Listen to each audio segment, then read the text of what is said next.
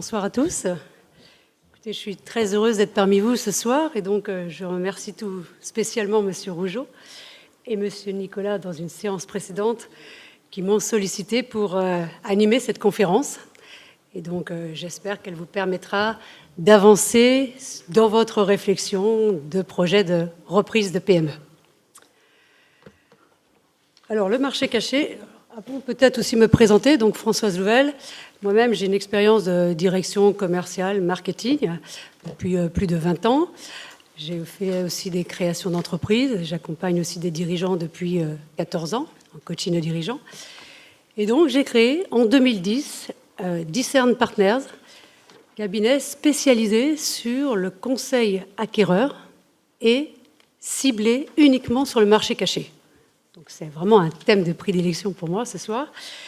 Et donc, j'accompagne des acquéreurs, soit repreneurs, personnes physiques, soit dirigeants de PME pour des projets de croissance externe. Et donc, je les accompagne depuis le discernement de leurs projets personnels de développement ou de reprise. Ensuite, sur la recherche de cibles sur mesure sur le marché caché, le thème de ce soir.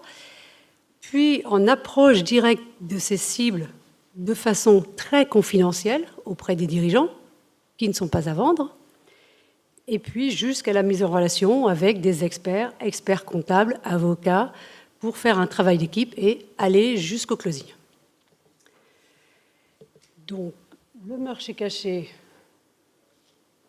voilà. On va faire en introduction resituer juste les définitions. Marché caché, marché visible. Puis on abordera les spécificités du marché caché et je vous donnerai quelques témoignages de clients qui ont repris grâce à cette démarche. Des exemples un peu atypiques tous les uns des autres, puisque chaque repreneur est unique, et donc des cas un peu spécifiques. Donc sur le marché, où et comment trouver une entreprise? Une PME, en fait, il n'y a pas 10 000 solutions, il y a deux marchés. Le marché visible, donc tout le monde connaît, c'est le marché des annonces. Donc les annonces, on va en reparler, que ce soit des annonces du CRA, sur le site du CRA, du CLENAM, de FUSAC, sur les bases de données, où sont répertoriées des annonces de sociétés qui, officiellement, ont déjà décidé de mettre en vente leur société.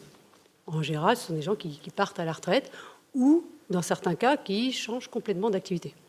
Mais ce sont des annonces qui sont officielles, que tout le monde peut voir sur Internet ou sur des cibles spécialisées. Et donc, le marché caché, on va l'aborder, le marché un petit peu plus secret, un peu plus diffus, qu'on va aborder maintenant. Mais les deux marchés, en fait, sont très complémentaires. Un repreneur qui veut gagner du temps, j'aurais tendance à lui dire d'aller sur les deux marchés en parallèle, puisqu'ils ne sont pas incompatibles, mais au contraire, bien complémentaires.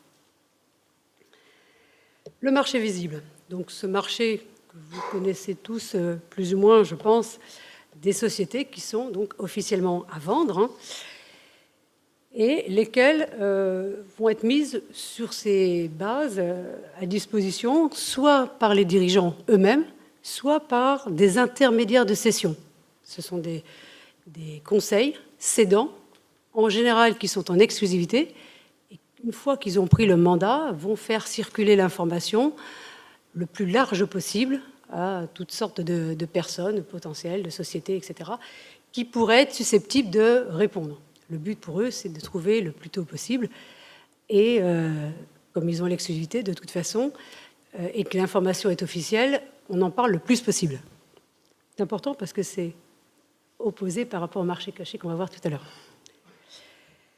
Donc l'avantage, a priori, on peut se dire, si le dirigeant a pris la décision, oui, je parle de dirigeant, c'est pris la décision de vendre, donc cette décision, elle a mûri en général de son côté, et donc il a déjà commencé une démarche pour la suite, soit il a un autre projet, soit il part à la retraite, et donc déjà, dans sa tête, il est déjà préparé à céder.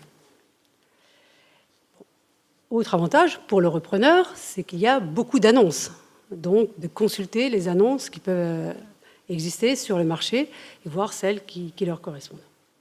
Donc là aussi, sur le site du CERA, sur FUSAC, sur différentes plateformes. L'inconvénient, par contre, les inconvénients, pour les repreneurs, c'est qu'il y a beaucoup de postulants, puisque tout le monde va voir ces annonces, donc tout le monde peut postuler. Il peut y avoir 5, 10, 20, 30, 50 personnes qui peuvent postuler pour cette annonce. Quel cas, le dirigeant se dit, wow, ma société, elle intéresse beaucoup de monde, je vais faire monter les enchères. Donc ça, c'est un risque d'être nombreux. Donc, faire la différence par rapport aux autres, c'est quand même un inconvénient. Ensuite, autre inconvénient, c'est que la société ne correspond pas forcément à vos propres critères. Ça peut être une société d'un secteur que vous avez choisi, qui correspond complètement à votre cœur de cible d'activité, mais qui, par exemple, n'est pas dans une région où vous avez déjà habité, où vous souhaitez vivre. Donc ça, vous collez en fonction des annonces, vous allez répondre à celles qui se rapprochent de votre désir, mais parfois, ce n'est pas totalement votre cœur de cible. Voilà. Et puis, le fait de répondre à plusieurs annonces, bien sûr, plus vous répondez, on peut imaginer que plus vous répondez à l'annonce et plus vous avez de contacts, etc. L'inconvénient, c'est attention de ne pas trop se disperser, parce que ça peut devenir extrêmement chronophage. Dans la durée, j'ai vu des repreneurs me disant qu'ils avaient passé plus de 2 ans, 3 ans dans la recherche de sociétés et qu'ils avaient rencontré plus d'une vingtaine de dirigeants. Une vingtaine, voire plus, 30 ou autres. Sur le marché caché, à l'inverse, la définition est celle que j'ai trouvée la plus proche, c'est l'ensemble des sociétés françaises répertoriées en France sur lesquelles certains dirigeants sont en veille, à l'écoute d'opportunités, mais sans être officiellement à vendre. Et c'est là toute la difficulté du marché caché, c'est de trouver ces personnes, ces dirigeants, qui n'ont fait aucune démarche, donc officiellement il n'y a pas d'annonce, personne n'est au courant, que ce soit les salariés, les clients, les fournisseurs, personne n'est au courant, puisque lui-même, le dirigeant, n'a fait aucune annonce et n'a absolument pas communiqué. Par contre, lui, il reste en veille et se dit, si un jour j'ai un profil d'un repreneur qui pourrait développer, donner un coup de booster à ma société, parce que moi, finalement, maintenant, ça fait 20 ans et je partirais bien ou je ferais bien autre chose, des dirigeants qui restent à l'écoute. Et la difficulté, c'est de trouver ces dirigeants, c'est de pouvoir les rencontrer. Et puis l'autre inconvénient, c'est l'incertitude, parce que certains pourraient approcher des dirigeants, certains pourraient être flattés. C'est flatteur d'avoir quelqu'un qui veut reprendre sa société. Et donc faire attention à ceux qui pourraient faire espérer à des repreneurs d'être intéressés uniquement pour avoir une valorisation de leur société, etc. Les avantages, par contre, pour vous, repreneurs, c'est de choisir cette société. Choisir les secteurs d'activité, secteurs géographiques, secteurs en taille de société, que ce soit vous qui constituez vous-même votre propre cahier des charges. Ça, c'est un gros avantage, puisque après, il faudra expliquer aux dirigeants pourquoi vous avez choisi cette société. Donc il faut que ce soit vraiment ce qu'on appelle un projet du cœur, pouvoir expliquer aux dirigeants, voilà, vous avez choisi cette société et voilà pourquoi. Ça, c'est le gros avantage, parce que là, vous arrivez avant les autres. A priori, vous êtes même tout seul. Et après, il va falloir faire du lien avec le dirigeant, du lien relationnel, je dirais psychologique, pour qu'il sente que, effectivement, ça peut être une belle opportunité d'avancer avec vous pour le développement et la pérennité de sa société. Donc, être en amont de la décision du dirigeant. D'ailleurs, vous remarquerez, contrairement à des intermédiaires de cession, ils parlent de cédants. Moi, je ne parle pas de cédants, je parle de dirigeants, puisque tous ceux que je rencontre, au moment où je les rencontre, n'ont fait aucune démarche de cession. Donc, ils sont dirigeants de leur société. Et donc, pour faire la différence par rapport à d'autres personnes, et pour expliquer aux dirigeants votre votre démarche, il faudra expliquer une certaine légitimité. Soit vous êtes déjà dans le même secteur d'activité, auquel cas, ça paraît logique, vous avez déjà cet écosystème, vous connaissez déjà parfaitement le marché, les clients, les fournisseurs, cet écosystème. Soit vous changez de secteur. À la limite, pourquoi pas? Moi, j'ai des clients qui ont complètement changé de secteur, mais on expliquait aux dirigeants pourquoi il avait choisi ce secteur d'activité qui pouvait être un secteur complètement un secteur du cœur. Je vous en reparlerai dans les témoignages tout à l'heure. Donc en fait, c'est ça, c'est de pouvoir expliquer cette légitimité, cette motivation, et puis après, de créer du lien avec le dirigeant. Alors, dans ce cas-là, très souvent, quand vous allez travailler sur votre propre projet, une fois qu'on approche les sociétés, le cycle finalement est assez court par rapport à marché visible, où vous avez des annonces qui sortent au fur et à mesure, au fil de l'eau, au cours des semaines, des mois. Les gens peuvent consulter des annonces pendant 1 an, 2 ans, 3 ans. Là, vous allez au contraire vous focaliser sur un cœur de cible et sur des sociétés bien précises que l'on va approcher et dans un temps extrêmement réduit. Donc le délai va être assez court. La plupart de mes clients, et c'est un peu l'objectif de Discern Partners, c'est entre le moment où on se rencontre et le moment où on fait le closing, il doit se passer moins d'1 an. Sachant qu'il y a 3 étapes, on en reparlera tout à l'heure. Mais donc l'objectif, c'est vraiment de réduire pour que justement le repreneur ne s'épuise pas à faire pendant des mois et des mois des rencontres avec X dirigeants et qu'avec le temps, qu'il s'use un peu. Donc le temps est important et souvent, pour les repreneurs, c'est quand même un peu un ennemi, le temps. Surtout ceux qui sont aux acédiques, le compteur tourne. Donc plus tôt vous aurez repris, plus tôt vous pourriez être en mesure de rémunérer le dirigeant en période de transition, alors que vous-même, vous êtes encore aux acédiques. Si vous démarrez la recherche et que vous êtes déjà en fin d'acédique, il y a un gros stress. D'accord, pardon. Donc, juste pour effectivement faire la part des deux marchés, le repreneur, lui, s'adapte sur le marché visible en fonction des annonces, et par contre, sur le marché caché, c'est lui qui va décider de ses propres critères pour sélectionner les secteurs d'activité, la taille, la géographie. Donc après, ça sera une histoire de rencontre avec le dirigeant. Sur les spécificités du marché caché, en particulier, il faut déjà bien se connaître. Pourquoi bien se connaître? Parce que j'ai vu, depuis que j'ai créé la société il y a 8 ans, des repreneurs qui venaient me voir et me dire « Moi, je n'ai pas de secteur, je peux aller partout, toute taille, tout secteur et toute géographie. » C'est pas possible. On a forcément, à un moment ou à un autre, une région de prédilection, un secteur qu'on préfère, soit historique parce qu'on a toujours travaillé, soit un autre, mais il y a forcément. Et quand on est sur le marché caché, il va falloir faire un cœur de cible, donc travailler sur un entonnoir. Donc on va partir de plusieurs centaines de sociétés, et puis on va arriver jusqu'à une centaine, puis un lot de 30 sociétés prioritaires, celles qui vous font le plus rêver. Et donc il va falloir délimiter. Forcément, plus les critères sont précis, plus on va pouvoir, dans un cœur de cible, arriver à votre cœur de cible. Donc, en personnalité, moi, je fais un test de personnalité auprès de mes clients, qui s'appelle EgoScan, et qui permet de mettre en exergue des traits spécifiques du profil entrepreneuriat. Parce que certains me disent moi, je peux travailler avec un fonds, je n'ai pas de souci, effectivement, même un fonds majoritaire. Et quand on fait le test, on s'aperçoit que c'est quelqu'un qui est extrêmement indépendant, qui ne supporte pas la hiérarchie, travaille d'équipe moyen et qui aime bien être tout seul. Dans ce cas-là, et qui veut être absolument majoritaire, et qui a 300 000, et qui veut une société de plus de 10 millions. Et là, il y a un petit souci.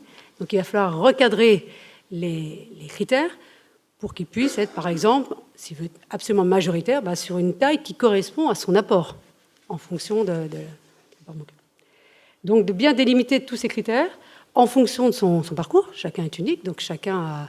Il n'y a pas deux... Moi, je n'ai jamais eu 2 clients qui avaient les mêmes demandes. Donc, c'est vraiment... chacun a sa région, ses activités, son secteur, sa taille, et en fonction de son apport. Donc, dans la suite des spécificités, bien se connaître, c'est effectivement la motivation. Quand quand on va voir sélectionner les sociétés, approcher le dirigeant, que je fais pour le compte de mon client, il va falloir expliquer pourquoi il l'a choisi. Donc là, le client, il va falloir qu'il explique avec son cœur, je dirais, toute sa motivation. Pourquoi cette société l'intéresse particulièrement? Puisque le dirigeant n'est pas à vendre. Moi, il me dit, mais Madame Louvel, je ne suis pas à vendre. Je sais bien. Mais mon client, il aimerait vous rencontrer. Ah, et c'est qui votre client? Alors voilà, mon client, il a fait ça, ça, ça. Et voilà pourquoi il a pensé à votre société en fonction de son parcours. Voilà ses atouts. Et voilà comment il se projette pour développer la société. Dans ce cas-là, je veux bien le rencontrer. À titre hyper confidentiel. Très souvent, c'est même pas dans les locaux. Parce que personne ne doit être au courant. C'est vraiment une histoire de rencontre de personnes. Alors, présence d'un conseil, effectivement, là aussi, j'en vois un certain nombre qui me disent « Oh, finalement, je le fais tout seul, j'appelle les dirigeants et je les rencontre et tout se passe bien. » Sauf que le dirigeant, quand il a quelqu'un qui l'appelle et qui ne sait pas qui il est, viscéralement, et ça, je le constate tous les jours, il a toujours l'appréhension de savoir si ce n'est pas un espion de la concurrence. Ça, c'est viscéral chez un patron de PME. Et donc, il ne va pas donner trop d'informations. Éventuellement, il va accueillir, il va recevoir la personne, il va dire, tiens, c'est peut-être un curieux, on va le faire parler. Le fait d'avoir un conseil, ça met une sorte de sas de sécurité pour l'un et pour l'autre. Parce que moi, quand j'appelle le dirigeant, je lui explique que mon client l'a choisi, pourquoi, et qu'il m'a mandaté. Donc il se dit, tiens, c'est quelqu'un qui a déjà payé une société, donc il existe vraiment, ce client, il a vraiment un projet puisqu'il met de l'argent. Et donc ça lui permet de libérer la parole. Et moi, je le vois au téléphone, quand je les appelle suite à un courrier confidentiel 2 jours après, alors je ne l'ai pas forcément 2 jours après, mais dans les jours qui suivent, il me dit « Ah oui, effectivement, dans ce cas-là... » Et là, il me donne beaucoup plus d'informations. J'ai des rendez-vous téléphoniques qui peuvent durer 3/4 d'heure, 1 heure en premier contact. Parce qu'ils se disent, là, ça peut être quand même intéressant. Ils sont en veille. Donc, ils ont envie de savoir qui est de l'autre côté. Ils savent que c'est a priori quelqu'un qui est vraiment repreneur, qui a les moyens de ses ambitions aussi, puisqu'il y avait un filtre du conseil acquéreur qui a limité le périmètre trop large. Alors, quel profil pour le marché caché? Il s'adresse un peu à tout profil, je dirais. Bien sûr, des repreneurs individuels, c'est un certain nombre ici, du CRA, du CLENAM, de différents... Enfin, tous ceux qui sont en démarche active peuvent s'adresser au marché caché. Également, des salariés. Alors, certains n'y pensent pas forcément, alors qu'ils sont en poste. Ils l'ont en tête, mais ne font pas une démarche creusée de leur projet, alors que dans leur cycle de recherche, ils pourraient très bien commencer à travailler sur leur projet avant, pendant qu'ils sont en poste. On pourrait même commencer à approcher certaines sociétés à titre hyper confidentiel, ça m'est arrivé. Et ensuite, au moment où ils négocient un départ, alors il y a des salariés qui savent qu'ils vont partir, c'est déjà dans le process. Et puis il y a ceux qui se disent, dès que je sens que je vais avoir une offre, je négocierai mon départ. Donc dans la transaction, qui peuvent à ce moment-là demander un budget d'out-placement spécialisé en reprise. Et auquel cas, ce budget est complètement adapté à leur recherche et permet de payer une partie ou tout de la mission de Discern Partners. L'intérêt de le commencer aussi parfois avant même d'être aux acédiques, c'est que ça permet de garder du temps pour la suite une fois que le dirigeant, en période de transition, peut rester plus longtemps que prévu pour des raisons, même à temps partiel, des raisons de garder d'aller jusqu'à ses points de retraite, par exemple. Donc ça, c'est pour les salariés. Également des dirigeants de PME, une fois qu'ils ont repris, ou des fondateurs même, ils sont énormément pris par le quotidien et donc besoin de faire une croissance. Ils se disent, moi, je ne peux pas m'en occuper.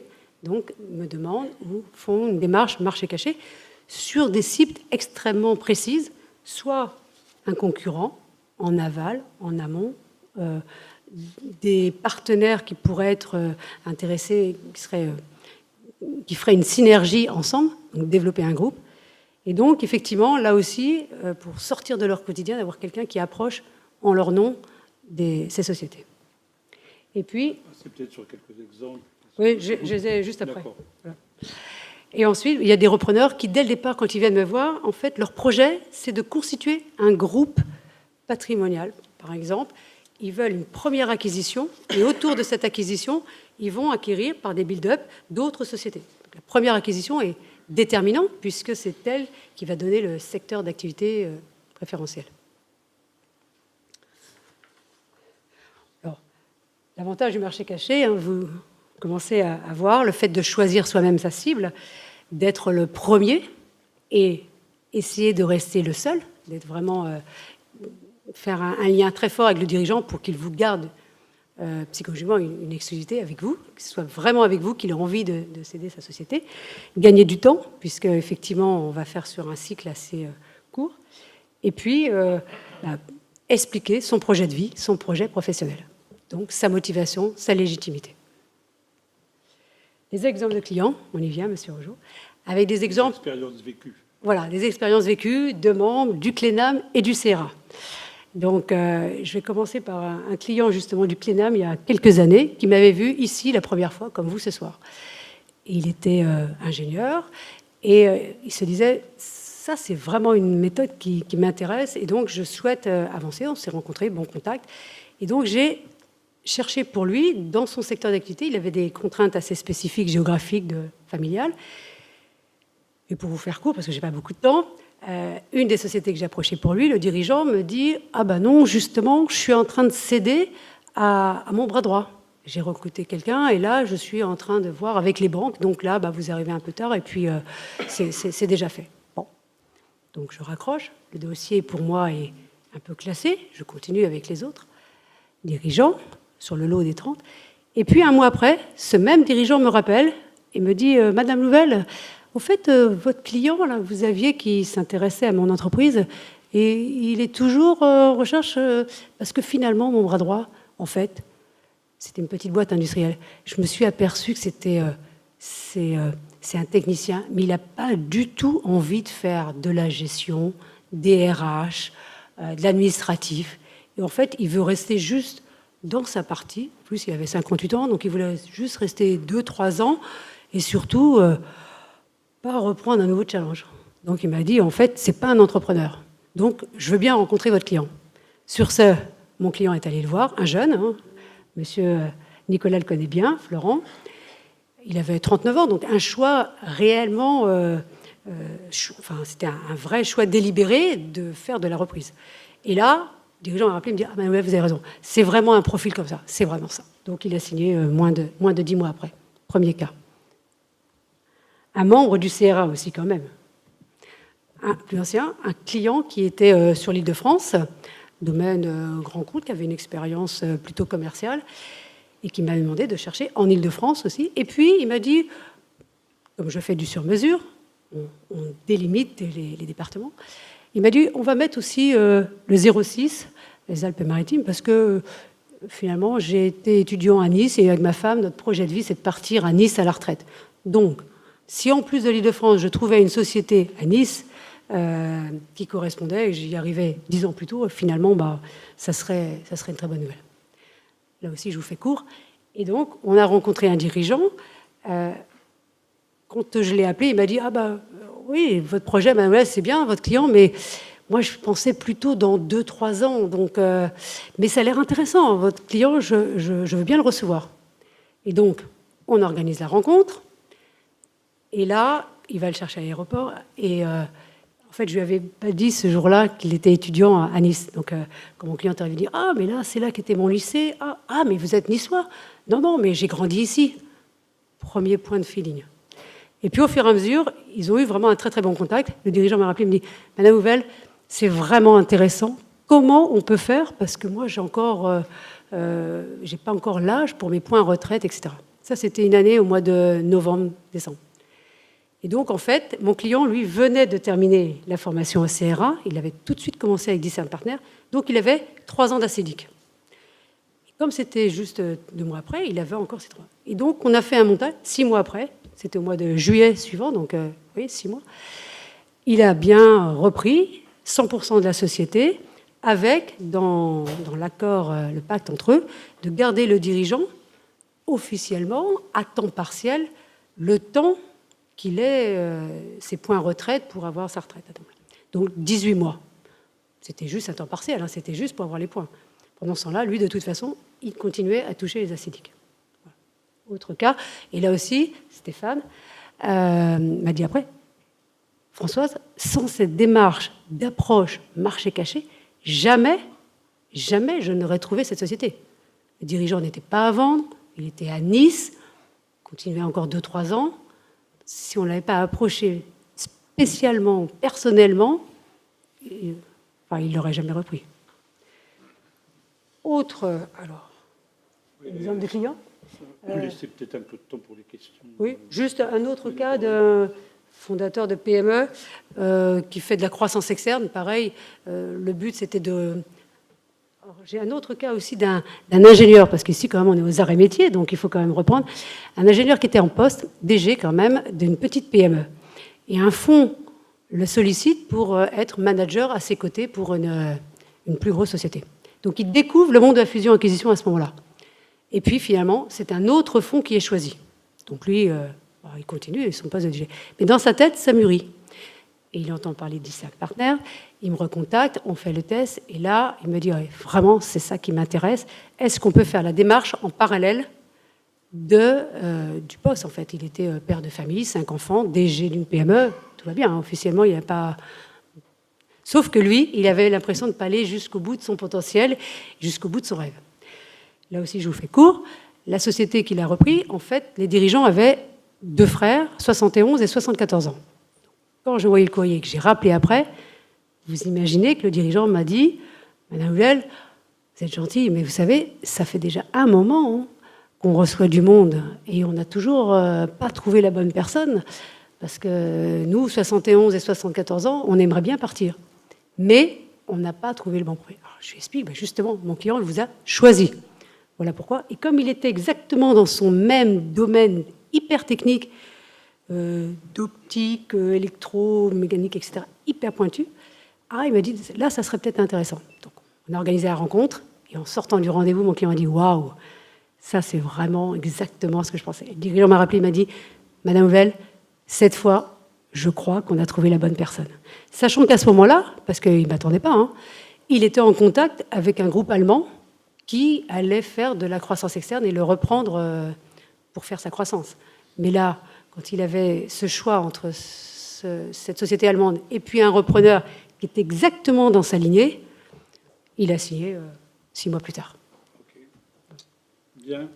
Un mot de conclusion parce que conclusion, le marché caché, c'est bien une réalité. C'est les clients qui le prouvent hein, tous les jours. Donc, c'est un beau marché. Bravo.